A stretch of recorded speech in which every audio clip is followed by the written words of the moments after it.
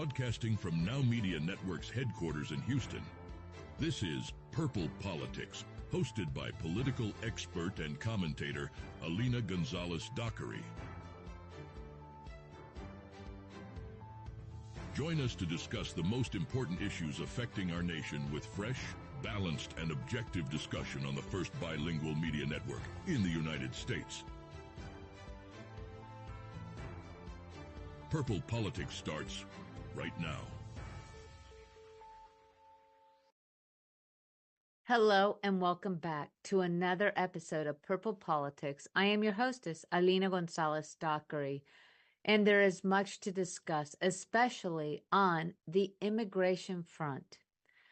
The appeals court considers reviving Texas's migrant laws, which now are also on hold. So we've had a little, if you will, tennis match between the U.S. Supreme Court and the Fifth Circuit Court of Appeals. A panel of 3 federal appeals court judges convened to hear arguments regarding Texas's new migrant arrest law amidst a flurry of legal activity over the previous 24 hours. The law, a contentious issue between Governor Greg Abbott and the Biden administration, faced scrutiny over its constitutionality and potential impact on immigration enforcement. The judges representing the U.S. Court of Appeals for the Fifth Circuit appeared divided during the hearing, with Chief Judge Priscilla Richmond expressing skepticism towards the law's provisions and Judge Andrew S. Oldham leaning towards supporting Texas. The Texas law allows state courts to order migrants back to Mexico and makes it a crime to cross into Texas anywhere other than a legal port of entry. The law applies not only to border migrants, but also to unauthorized immigrants residing in Texas cities for up to 2 years. This legal battle over the law's implementation has led to confusion among law enforcement officials and officers and migrants, with conflicting court rulings adding to the uncertainty. Governor Abbott defended the law as a necessary response to record numbers of border crossings and federal government's inaction on border security. Texas Solicitor General Aaron Nielsen argued that the law mirrors existing federal statutes, but faced challenges during the hearing, particularly regarding hypothetical scenarios and its alignment with federal immigration law. The U.S. Department of Justice contended that immigration enforcement is a federal responsibility and that the Texas law contradicts federal law and Supreme Court precedent.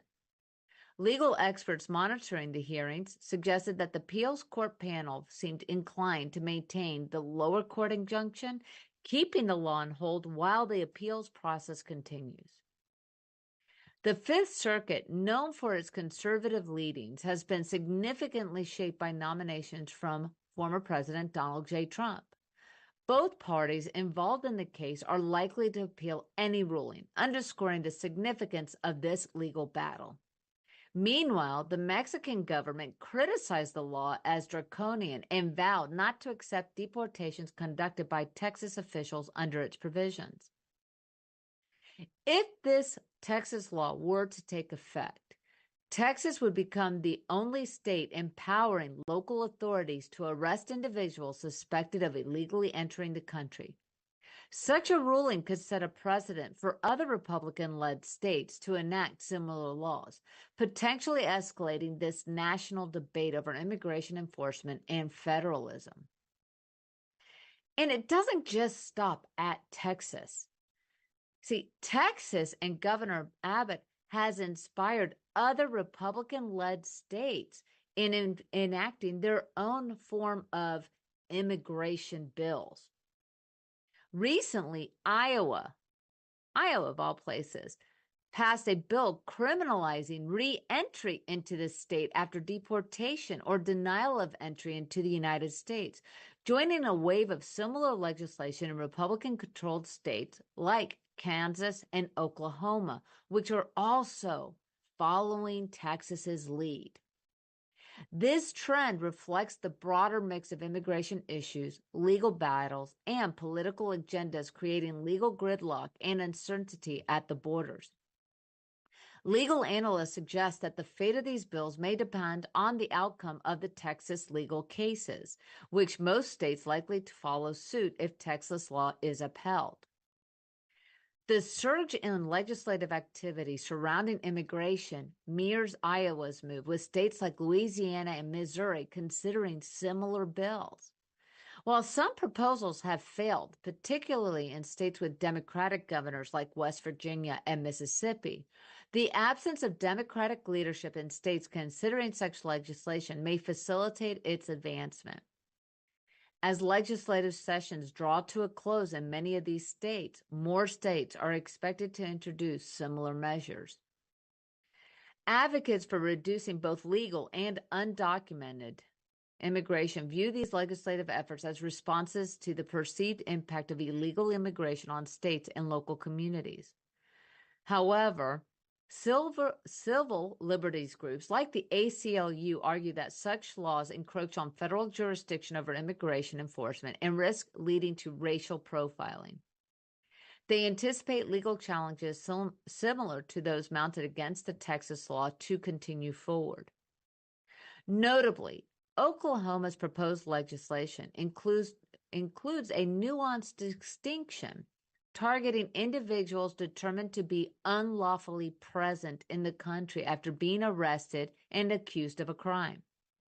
Legal experts caution against the potential consequences of these laws, warning of racial profiling, which was very much forefront in the Arizona case, because remember, we do have a legal precedent, and that is the U.S. versus Arizona United States Supreme Court holding at that time that the federal government has the sole jurisdiction over immigration issues and border security. Now, what distinguishes the Texas law and these other Republican-led states is that they're stating that there is a siege on the border and that the federal government has failed in their duty to protect the nation's border, so therefore it is now falling on the individual states. So with these broader implications of these legislative actions, and if upheld in court, Texas laws could embolden states with Democratic leadership to pursue looser immigration enforcement and other policies, which has already been done. See, this unfortunately, you have many innocent individuals who do wish to be, to realize an American dream. But you also have an uncontrolled open border that is flooding resources. It is causing a lot of chaos, especially on infrastructures for small towns like those on the border towns of Texas, but also that as of recently have been really putting a drain on sanctuary cities like New York City and Chicago and Denver. And if you recall, a lot of this jockeying has already been happening because during the Trump years, which ironically were not even the most deportations, the greatest number of deportations were under Obama, under President Obama's year. President Obama had the highest number of deportations. And in fact, he was very vocal about how you have to have a strong border and we have to limit the illegal crossings into our country. But this fight over Texas law underscores a battle of America versus its states. And this is where it is actually a heightened issue. The standoff between Texas and the federal government over immigration enforcement epitomizes a broader trend in American politics where contentious issues often become battlegrounds over state versus federal authority. During the Trump administration, like I mentioned earlier, Democratic-led states like California and cities like New York engaged in legal battles over sanctuary laws for migrants.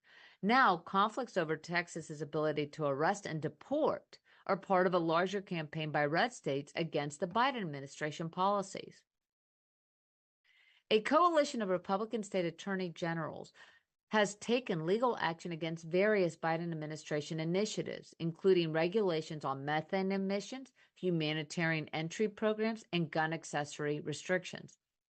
This pattern reflects a long-standing tension between the national government and states, a dynamic that has intensified amidst heightened partisan polarization. This heightened partisan polarization is the exact reason why we started Purple Politics. See, it used to be that there was a respect of the balance of powers between federal and state governments. But lately, it has been a contention and an erosion of not only the respect between federal government and state, but also respect as to what is ultimately a state's power and authority in the federal government, but also an erosion of what we have been seeing on the Capitol Hill. Unfortunately, our Washington, D.C., which was once heralded as the beacon of light and hope, not only among United States, but in the world, has been dimmed greatly, and if not tarnished, based on the hyper-partisan politicization within the Capitol, and now even the fight among the states versus whoever the administration is. Ambiguities in the division of powers between federal and state governments, combined with an increased nationalization of politics, contribute to this dynamic.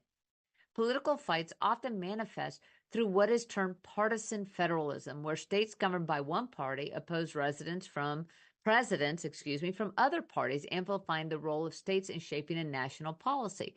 For instance, when former Governor Rick Scott was newly elected as governor of Florida, we were receiving funds that were approved under George W. Bush's presidential administration and Congress for a high-speed rail. Because that check bore the name of newly elected Barack Obama president, he refused the funds.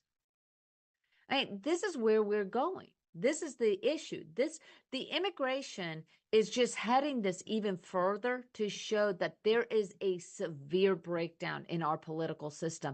And that is the problem, because it used to be if you were a Republican, you were a Democrat, you would debate. And sometimes those debates could get heated, but then you would take a recognition. You would take a step back and recognize, you know what? We really got into our own politics and our party politics, but let's set those aside. Let's see what we can do together as a bipartisan, unified governing source, and what is in the best interest of the United States to further the beliefs and the rights that were afforded to us under those, under the Declaration of Independence and the United States Constitution. So that's where we're at. We are now in such a divisive fight, and it will not matter whether it's Donald J. Trump or if it's President Biden. Because the bottom line is that we have a serious situation that now every single issue is so politicized, and there is a refusal, an outward refusal to figure out what is right. What is the right actions to be done for the government? And we're going to continue to see, yes, we have seen some bipartisan movement, which is good. It's like, hallelujah. Oh my God, our congressional members can get together. But this immigration issue is affecting all of us, and it is time. Yes, President Biden can sign an executive order, which would help heighten the security down in the border, give the assistance to the Border Patrol that are no longer acting as patrol and enforcers of a border, but more like Walmart greeters and just processing people through. We're going to take a quick break, and we're going to talk about what is happening in the general elections and with Trump. But keep in mind, we will be going back to this issue of the bipartisan or partisanship. I am Alina Gonzalez-Dockery. I will see you here after this quick commercial break.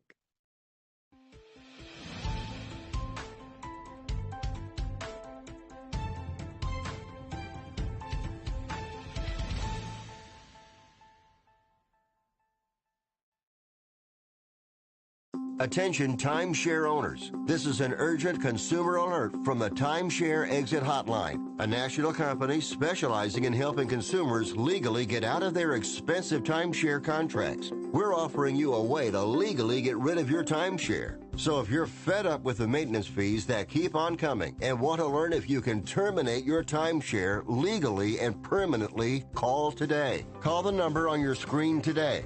It's a free call. Do you have a car sitting around you want to get rid of? Well, here's a great idea. Donate your car now to help local veterans in your area. Yes, just make one fast call to the Veteran Car Donation Program. Within a few days, we'll come and remove your car for free. You can donate any car in any condition. We'll use our vast network to sell it. The proceeds raised go to help local veterans and their families. And you get a tax deduction. And all you need to do is make this free call. Clean your yard up, get rid of an old car, and help the vets. We make it easy. Make this free call now. Book your fast and easy pickup. Call the Veteran Car Donation Program now.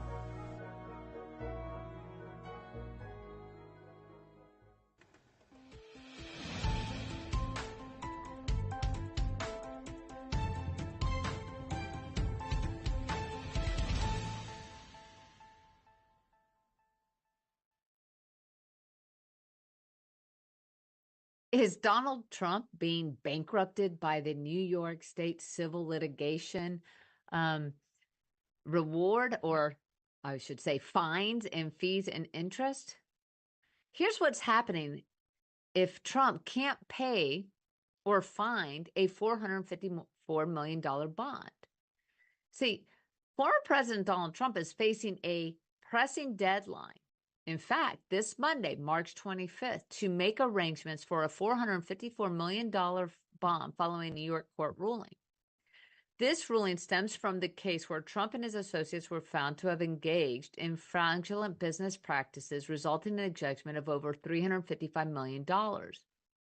Judge Arthur Engoron determined that Trump owed the state $454 million, including interest due to these fraudulent gains. Now, flashback.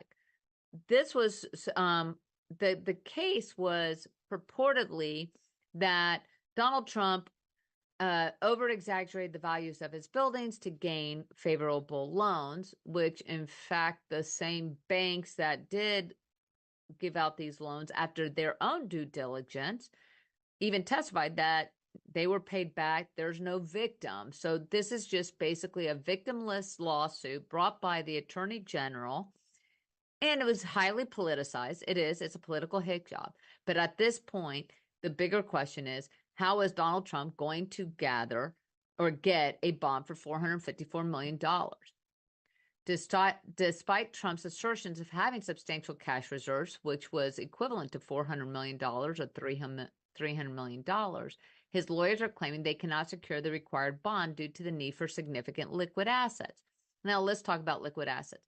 Trump is, in his own estimation, but is estimated to be worth around $10 billion. He's definitely over $1 billion, but that wealth, his wealth is based on his real estate holdings. Those, Trump Tower, Mar-a-Lago, the Trump Casino and Resort in Vegas. I mean, it's all of his real estate funds, holdings. Those are not liquid. Real estate is not liquid. And these bond companies are reticent, or basically stating they are not going to use the real estate as collateral for these bonds. They want liquid assets, cash in the bank, stocks, bonds, investments, things that can be easily liquidated, because as any of us who have sold a house, that the real estate market, it could take time for an ample buyer to come forward and buy a thing, but also it may force Donald Trump to do a flash sale. So what is Trump doing?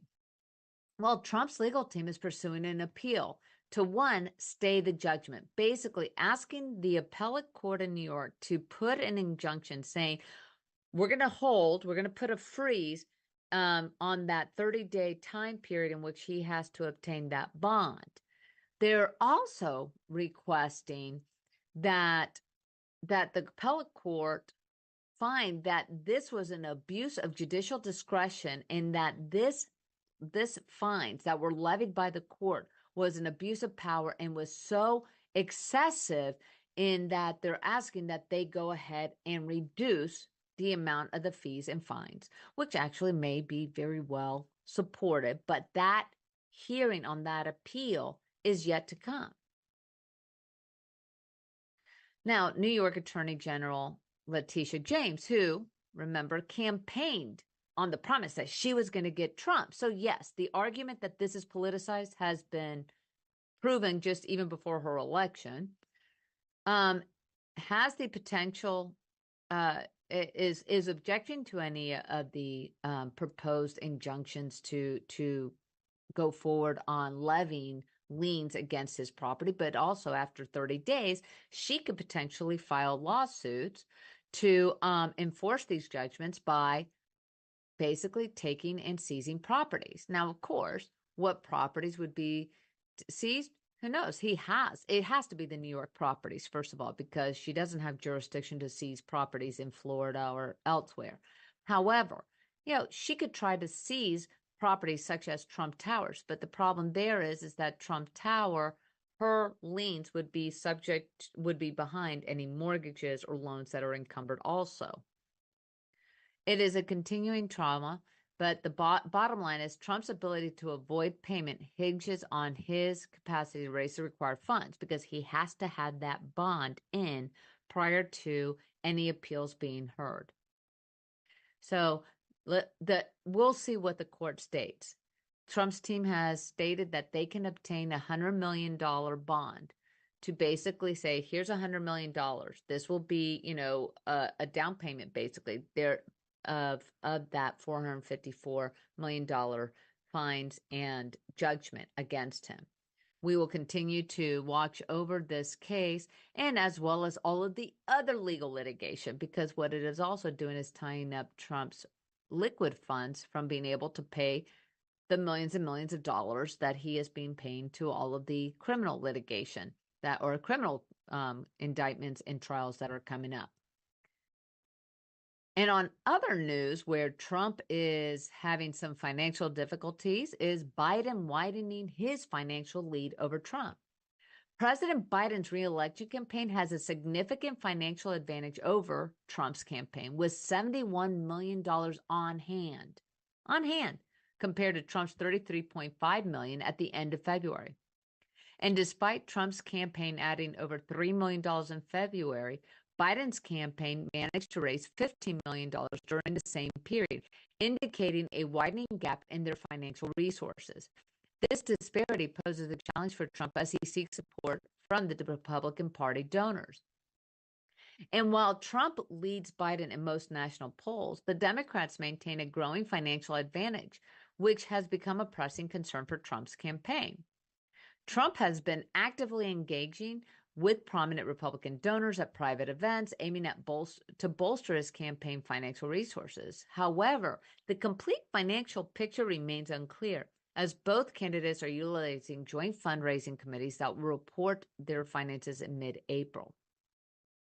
So Biden's campaign reported raising a combined $53 million in February across various committees supporting his re-election bid, bringing the total to $155 million.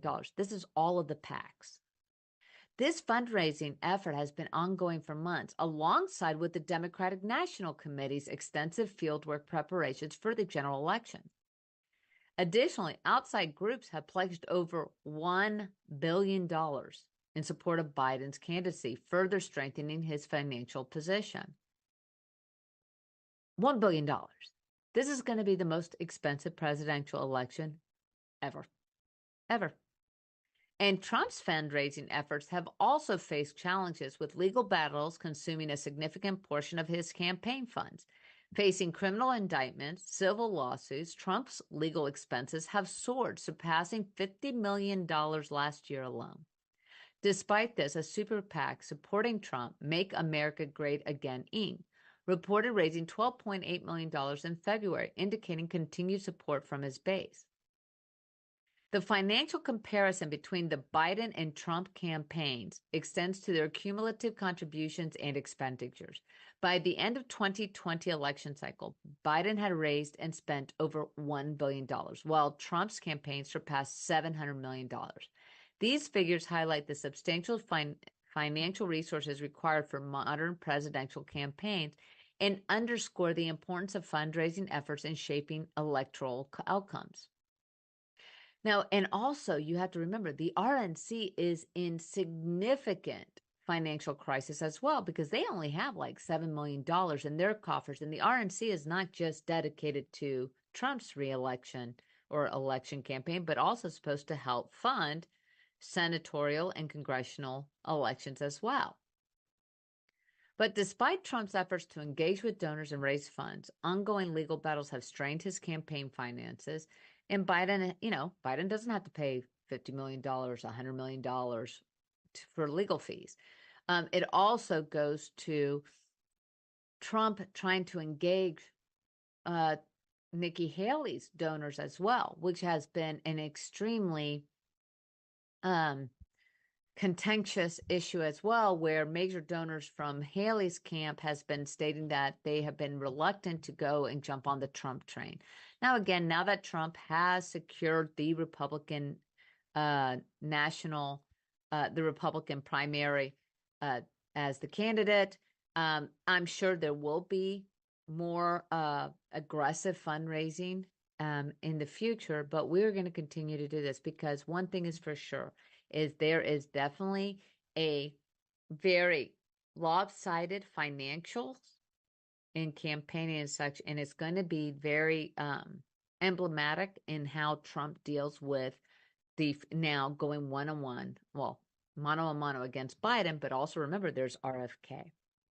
We're going to take a quick break, come back to us here on Purple Politics as we discuss Apple and how it has severely fallen off the tree.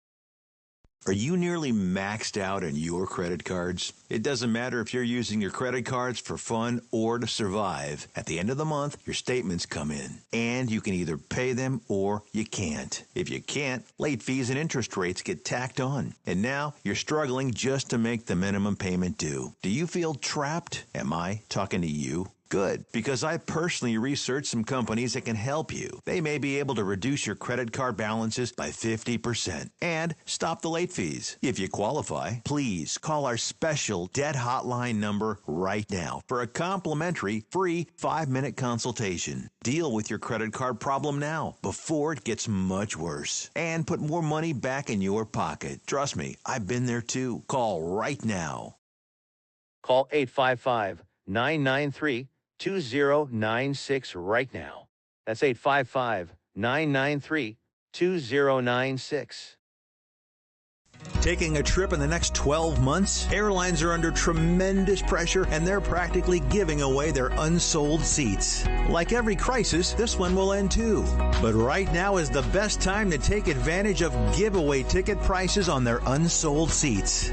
We're not allowed to publish these low fares online. The only way to get these rock bottom giveaway prices is to call. So phone low-cost airlines now for airline ticket prices you may never see again.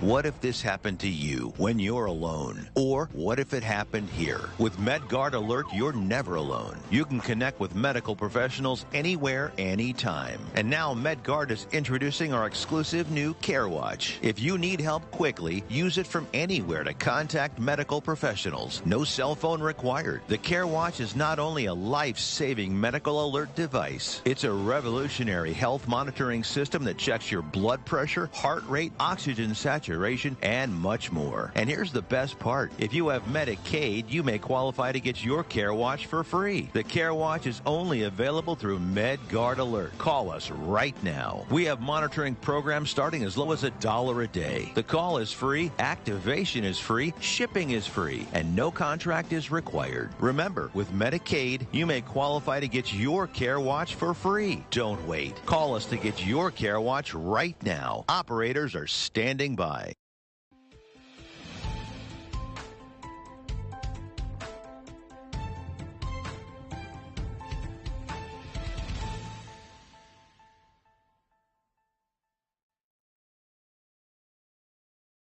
Apple was once the darling of all technology, and everybody loved it. Apple could do no wrong. Well, seems like the apple has finally rotted and fallen to the ground.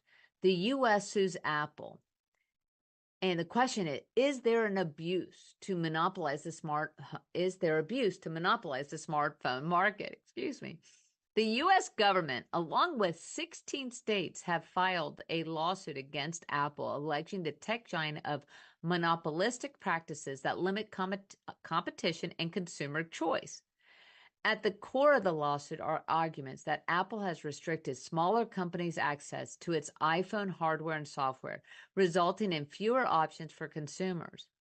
With the valuation nearing $3 trillion and its iPhone dominating the global market, Apple's alleged anti-competitive behavior draws significant attention. Attorney General Merrick B. Garland emphasized that such monopolistic actions could lead to higher prices of consumers, signaling the government's determination to challenge Apple's smartphone dominance. The lawsuit contends that Apple's contract restrictions on developers stifle innovation within its ecosystem, enabling the company to extract more revenue from various stakeholders including consumers, developers, and small businesses. The Justice Department argues that Apple's control over its ecosystem hampers innovation in super apps and messaging platforms, as well as stifles competition in streaming services for video games and non-Apple smartwatches. Moreover, the government asserts that Apple's exertion of power inhibits the development of third-party digital wallets, limiting users' options for tap-to-pay services. Apple defends its restrictions on software and hardware, citing privacy and security concerns. A company spokesperson expressed concern that the lawsuit could hinder Apple's ability to innovate and set a dangerous precedent by granting the government expressive control over technology design. Apple vows to vigorously defend itself against the lawsuit, highlighting multiple meetings with Justice Department officials in anticipation of legal action. The lawsuit against Apple is part of a broader antitrust crackdown by the Biden administration, which also targets other leading tech companies. Google faced trial last fall over allegations of suppressing competing search engines, while the FTC is preparing a significant suit against Amazon. This marks the third antitrust lawsuit against Apple in the past 2 decades, with European regulators also scrutinizing the company for anti-competitive behavior, particularly in its music streaming services. Deputy Attorney General Lisa Monaco emphasized that no company, regardless of its size or influence, is exempt from legal scrutiny. And Apple faces many other challenges. So again, Apple, once hailed for its innovations and market dominance, now faces a barrage of challenges that are testing its resilience and business supremacy. The recent antitrust lawsuit filed by the Justice Department against Apple underscores a broader pattern of regulatory scrutiny worldwide, targeting the company's control over its products and services, particularly the iPhone and the App Store. The lawsuit accuses Apple of anti-competitive behavior, alleging that it unfairly disadvantages rivals by granting preferential treatment to its own offerings. In Europe, Apple was just recently fined a record $1.8 billion euros, which is approximately $1.95 billion US, for anti-competitive practices related to the App Store, particularly favoritism toward Apple Music over rival streaming services like Spotify. The European Commission's ruling reflects growing concerns over Apple's dominance and its impact on competition. Similar regulatory actions have emerged in South Korea and the Netherlands, where Apple faces fines and legal challenges for allegedly stifling competition in the app market and imposing restrictive payment systems. The regulatory pressure extends beyond Europe and Asia, with countries like Japan, Australia, and Britain contemplating legislation to curtail Apple's control over its ecosystem. Proposed regulations could mandate alternative payment options and reduce commissions, signaling a shift toward greater market openness and competition. These developments threaten to fracture the unified App Store model, creating a patchwork of regulations and digital market across borders. In China, concerns over iPhone security flaws have led the government directives against using iPhones for official purposes, contributing to a decline in iPhone sales. The regulatory landscape poses significant challenges to Apple's global expansion and market share, particularly in regions where regulatory scrutiny is intensifying. Meanwhile, Apple's legal battles with Epic Games highlight tensions between app developers and the company over App Store policies. Despite Apple's recent concessions to reduce commissions for developers using alternative payment methods, ongoing disputes raise questions about the company's compliance with regulatory mandates and its commitment to fostering a competitive app marketplace. Moreover, Apple's sluggish progress in emerging technologies like generative artificial intelligence has drawn criticism from investors, leading to stock price declines. As competitors like Microsoft and Google advance in this field, investors are urging Apple to accelerate innovation efforts to maintain its competitive edge and to spur future growth. Apple's ability to navigate these multifaceted challenges will determine its trajectory in an increasingly complex and regulated global market. Now, Apple is not the only company that is seeing the U.S. government encroaching into its business. Senators pushed to declassify TikTok intel and hold a public hearing ahead of a ban vote. Senators from both parties, yes, it's bipartisan, almost unanimously across the board supported, senators are pushing for the public release of sensitive information shared in a closed-door briefing concerning TikTok's influence and data security. There is a growing consensus around legislation that would compel the Chinese-owned company to divest or face a ban in the U.S., driven by concerns over data privacy and national security. Senator Mark Warner, chair of the Senate Intelligence Committee, advocates for declassifying portions of the briefing's analysis, highlighting the potential ramifications of TikTok's extensive access to user data. Several senators, including Richard Blumenthal, expressed great concerns about TikTok's data sharing practices, with Blumenthal likening the app to a weapon aimed at American citizens. While some evidence on data security threats posed by TikTok is cited by Senator Tom Cotton, who points to the app's algorithm potentially skewing political content and its susceptibility to manipulation, prompting calls for further investigation through public hearings by senators like Maria Cantwell. However, broader concerns are raised by Senator Ed Markey, who argues that focusing solely on TikTok overlooks similar threats posed by other social media platforms. Senator Marco Rubio underscores the potential influence of the Chinese government through TikTok's algorithm, urging swift congressional action to address the issue comprehensively. Despite TikTok's defense of free speech rights and economic impacts, especially on those creators that do rely on TikTok for their income, bipartisan support for the House bill banning TikTok's Chinese ownership remains strong. Senator Majority Leader Chuck Schumer is deliberating on the bill's path forward, contemplating potential amendments to accommodate a longer transition period for a new owner. Lawmakers from both parties who support the House bill emphasize that the new owner of TikTok doesn't necessarily need to be an American company, signaling a willingness to explore various ownership options. Basically, any foreign companies have to be from friendly nations, which, I mean, the whole point of banning TikTok, forcing the sale of TikTok, which has other issues because the algorithm is an intellectual property that pretty much is controlled by the Chinese government. But that being said, this goes towards any foreign enemy entities or governments, or those that are deemed to be a foreign enemy, would not be able to have this app or this social media platform.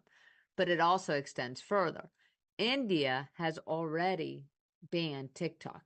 And in fact, China itself has restricted the information on TikTok that it's solely for educational purposes. It's only in America where we have it going from political to selling of products to, well, what was first dancing and such.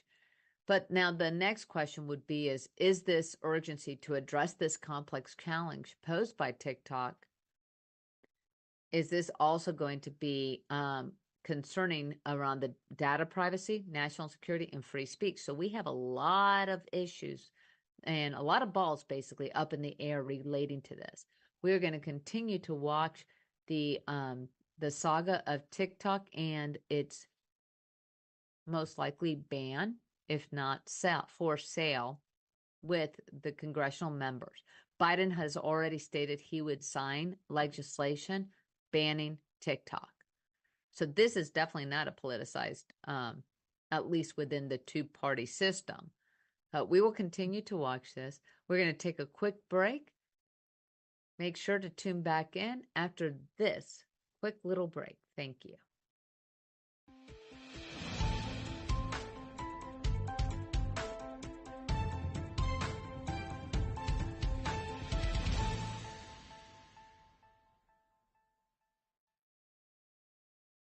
If you're living with diabetes and using insulin, you know the pain of pricking your fingers over and over again. By wearing a small device called a continuous glucose monitor, or CGM, you can reduce the pain of pricking your fingers right away. If you use insulin daily, you might be eligible to get your own continuous glucose monitor. So call the US Med Diabetic Health Hotline today and learn about the latest CGM technology. Not only can a CGM immediately reduce pain, it's accurate, easy to use, and helps you make better diabetes treatment decisions. And if you have Medicare or private insurance, you can see if you qualify for a CGM at little or no out-of-pocket cost. We'll also provide free shipping of your new CGM, and we'll bill your insurance company for you. If you use insulin daily, you might be eligible to get your own continuous glucose monitor. So call the US Med Diabetic Health Hotline to see if you qualify for a CGM at little to no out-of-pocket cost. Do you have a car sitting around you want to get rid of? Well, here's a great idea. Donate your car now to help local veterans in your area. Yes, just make one fast call to the Veteran Car Donation Program. Within a few days, we'll come and remove your car for free. You can donate any car in any condition. We'll use our vast network to sell it. The proceeds raised go to help local veterans and their families. And you get a tax deduction. And all you need to do is make this free call. Clean your yard up, get rid of an old car, and help the vets. We make it easy. Make this free call now. Book your fast and easy pickup. Call the Veteran Car Donation Program now.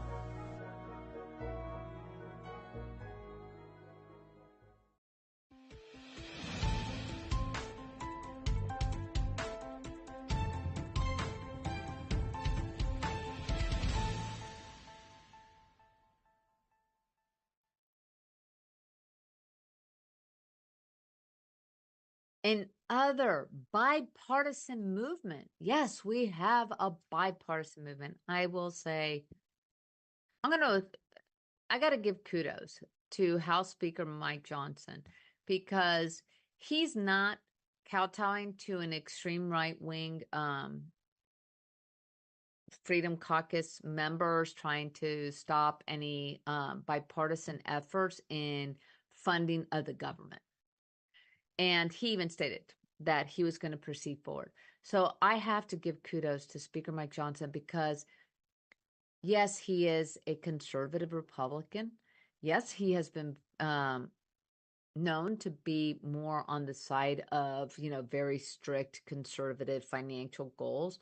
But he also has taken his position as Speaker of the House with dignity, decorum, but also with the knowledge that this is not a partisan role. This is about governance. And so I applaud him. Lawmakers unveil a $1.2 trillion funding package, kicking off sprint to avoid government shutdown. Congress unveiled a comprehensive government funding package totaling $1.2 trillion and spanning over 1,000 pages, aiming to prevent a partial government shutdown before the impending Friday night deadline. This package includes funding for various departments and operations such as State, Homeland Security, Defense, Labor, Health and Human Services, as well as foreign operations and financial services, effectively ensuring the government's financial stability until the beginning of the next fiscal year on October 1. Yes, that means we're going to go past a 2-month, little funding deal here and there.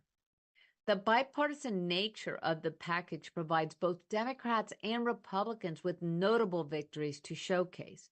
House Speaker Mike Johnson emphasized conservative policy achievements, particularly in strengthening national defense and border enforcement, while also halting funding for the United Nations Relief and Works Agency for Palestine refugees, following allegations of its employees' involvement in a terror attack in Israel.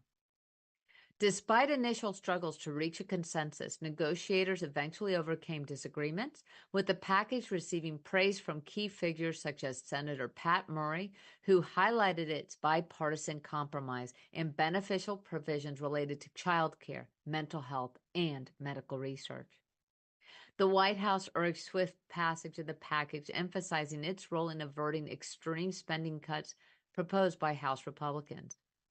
However, the release of the bill's text initiates a tight timeline for approval, with House lawmakers facing pressure to expedite the process to avoid a shutdown. This accelerated timeline, coupled with the complexity of the legislation, has raised concerns among some lawmakers, including House conservatives, who criticize the rushed nature of the process and the lack of sufficient review time. Despite potential pushback, the House is expected to pass the legislation under suspension of the rules, requiring significant bipartisan support. Meanwhile, in the Senate, unanimous consent will be necessary to expedite the legislation's passage, with any dissent potentially necessitating additional short-term measures to prevent a government shutdown. As lawmakers work to resolve the government funding dilemma, attention is turning towards supplemental funding issues, particularly concerning U.S. allies like Ukraine and Israel. While progress has been made, with the Senate approving supplemental funding earlier, challenges remain as discussions continue on how to address these critical issues in Congress. And the U.S. debt is racing toward a record this decade, CBO warns. The Congressional Budget Office is warning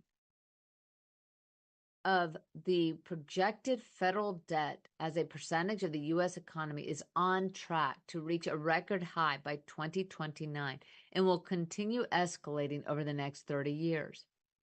This trend poses significant economic risks, including increased interest payments to foreign bondholders and potential dampening effects on economic growth. By 2054, interest payments on the debt are forecasted to double to 6.3% of the gross domestic product, while spending on social safety net programs is expected to consume more than half of the remaining national outlays. The report underscores the nation's long-term fiscal challenges, particularly as the U.S. continues to borrow heavily to fund increased federal spending and rising interest payments on its debt. An aging population combined with more Americans becoming eligible for Social Security and Medicare is anticipated to strain government resources further in the years ahead. The debt-to-GDP ratio is projected to peak at 107% in 2029 and to soar 166% by 2054. Robert F. Kennedy Jr. has been on his presidential campaign platform stating this very scenario, stating that at one point our interest payments will exceed what we will be funding our government with. It also furthers the argument that the government, the federal government, has to have some serious modifications made to how it continues to provide services to the United States, but also stating like what are the essential services that our federal government is supposed to be providing, and how can we put our government on a, I don't know, let's say a zero balance budget yearly. See, unlike state governments such as Florida, Texas, and other states where our states are required to do a $0 balance budget, what that means is we balance our budgets for what is coming in, pays for what is going out. But the federal government, year over year after year after decade has been going on a deficit spending budget. So it really does make you question, what the hell is our government doing? You know, and what are the essential services? Yes, COVID added trillions of dollars onto our deficit. Yes, since 2021, we have added even more. But as RFK has noted, and has as well as CBO and other experts have noted, that since President George W. Bush, there was an $7 to $8 trillion deficit. We have now gone to a 30-some plus trillion dollar deficit.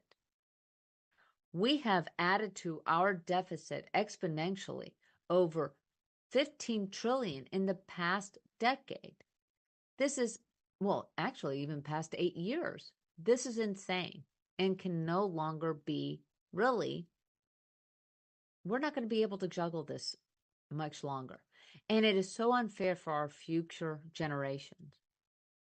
So while the deficits projected by the CBO have decreased compared to previous forecasts, thanks to spending cuts imposed by the Fiscal Responsibility Act of 2023, fiscal watchdogs remain concerned about the trajectory of the national debt. Lawmakers currently negotiating a $1.2 trillion spending bill adhering to these limits, but critics argue that the politicians are neglecting the urgency of addressing the national debt. Efforts to reduce the deficits face significant challenges, with resistance from both parties to restructuring social safety net programs, like Social Security and Medicare.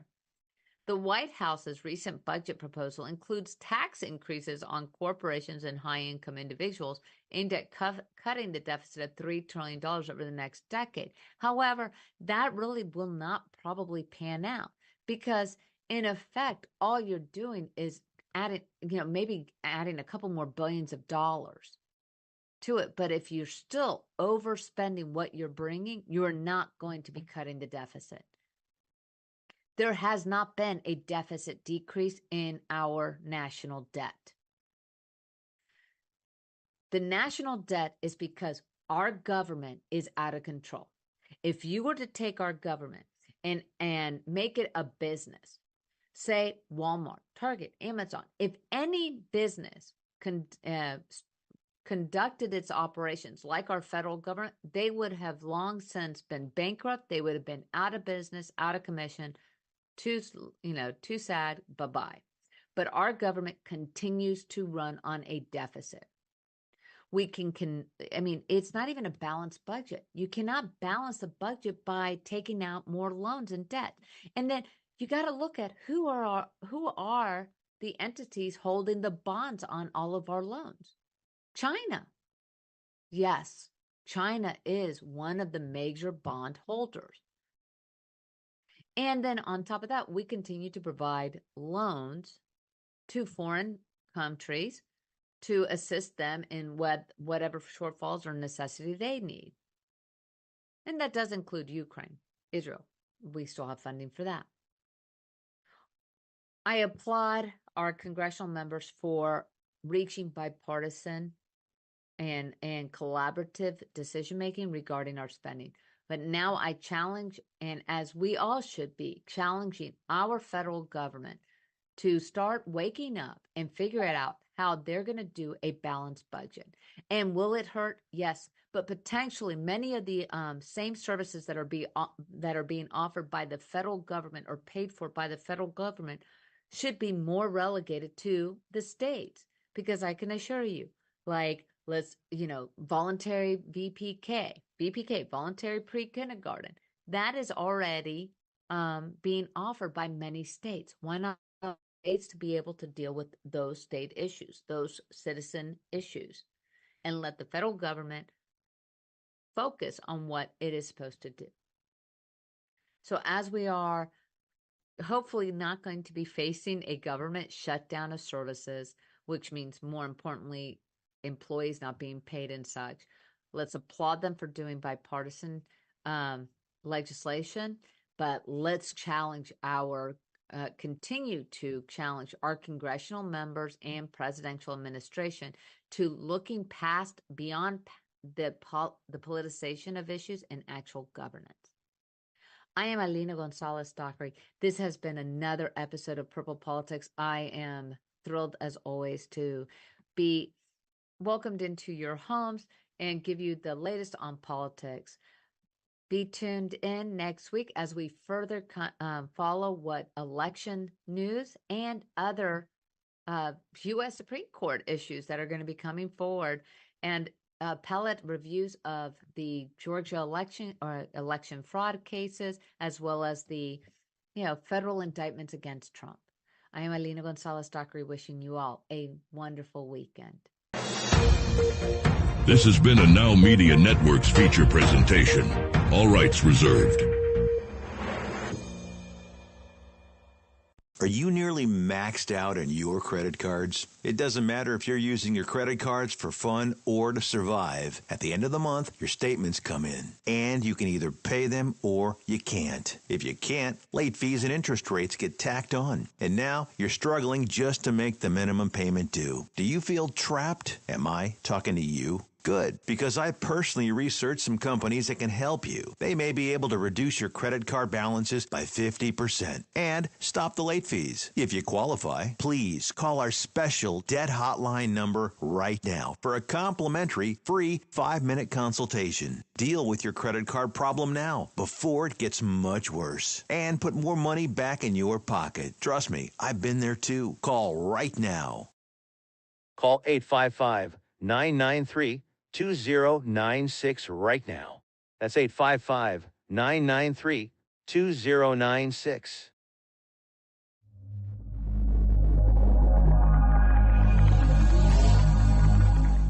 Have you ever had to hire multiple contractors?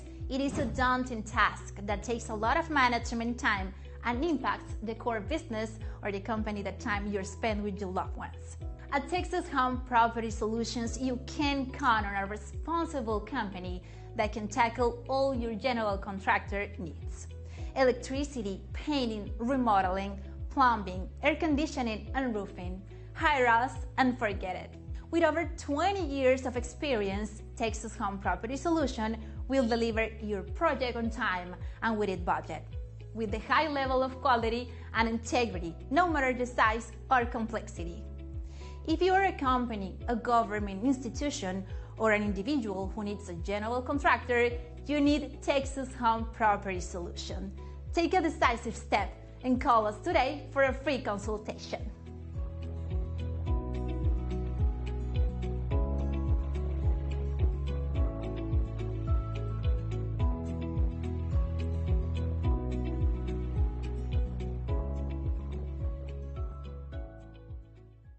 Attention timeshare owners. This is an urgent consumer alert from the Timeshare Exit Hotline, a national company specializing in helping consumers legally get out of their expensive timeshare contracts. We're offering you a way to legally get rid of your timeshare. So if you're fed up with the maintenance fees that keep on coming and want to learn if you can terminate your timeshare legally and permanently, call today. Call the number on your screen today. It's a free call.